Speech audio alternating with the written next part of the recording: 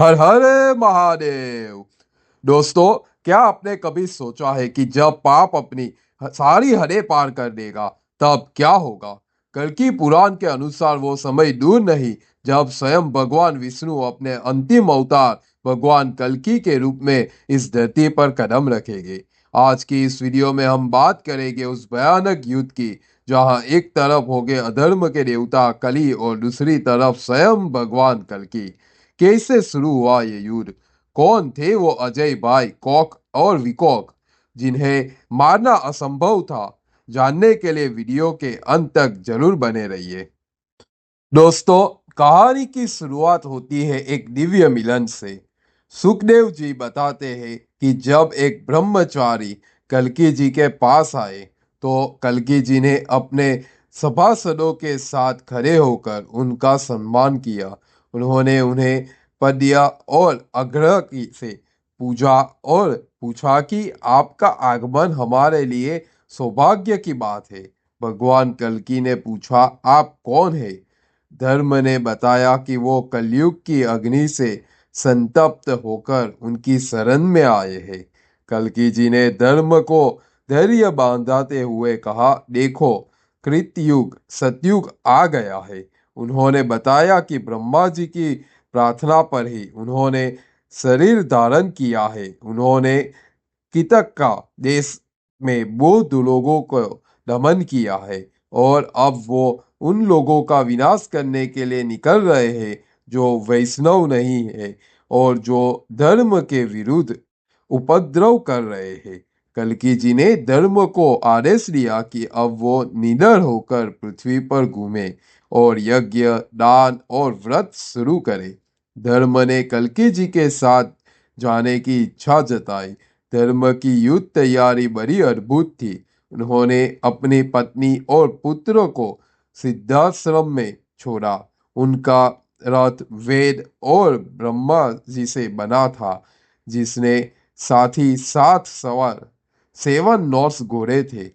उनका सारथी एक ब्राह्मण और अग्नि उनका आश्रय। इस प्रकार धर्म ने अपनी शक्तियों के साथ यात्रा शुरू की। भगवान कल्कि अपने सहायकों यज्ञ, दान, तप, यम और नियम के साथ मलेच्छों को हराने के लिए कली के निवास स्थान विहासना नगरी पहुंचे। वो जगह बहुत भयानक थी। वहां हर तरफ कुत्ते भौंक रहे थे, बीफ की बेडों में थी और गिद्ध उल्लू मंडरा रहे थे। वहां लोग स्त्रियों के गुलाम थे और जुआ व्यसन आम थे। कल्कि जी के आने की खबर सुनकर कली बहुत क्रोधित हुआ और अपने रथ पर सवार होकर युद्ध के लिए निकला। ये युद्ध सिर्फ हथियारों का नहीं बल्कि गुणों और दोषों का भी था।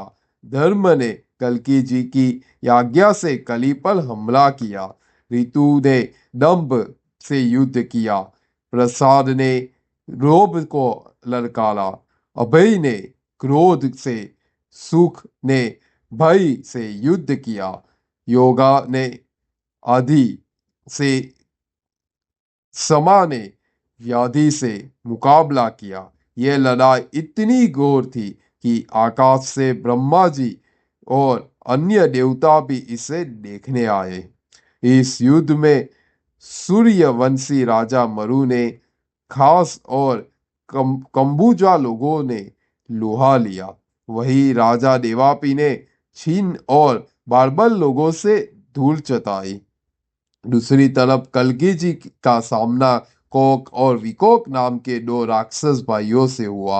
ये दोनों ब्रह्मा जी से वरदान पाकर बहुत घमंडी हो गए थे। उनका शरीर वज्र के समान कठोर था और वो युद्ध में इतने चतुर थे कि दोनों मिलकर मृत्यु को भी जीत सकते थे। युद्ध भूमि काटते हुए हाथ, पैरों और खून से भर गई थी।